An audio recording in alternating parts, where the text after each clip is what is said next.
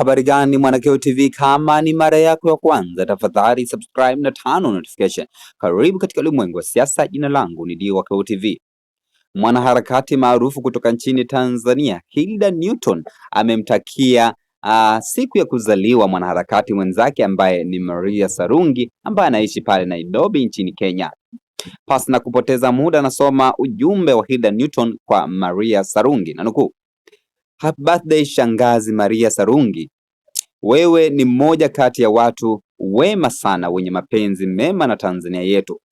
Siku ya leo na kuombea kwa Mungu uendelee kuficha chini ya mbawa zake, ili waovu kila wakijaribu kutafuta wakutane na mkono wa Mungu zaidi, na kuombea kwa Mungu akujalie maisha marefu yenye baraka na amani tele kwa faida ya kizazi chako na kizazi kijacho. Furahia siku yako. Mwisho wa kunukuu.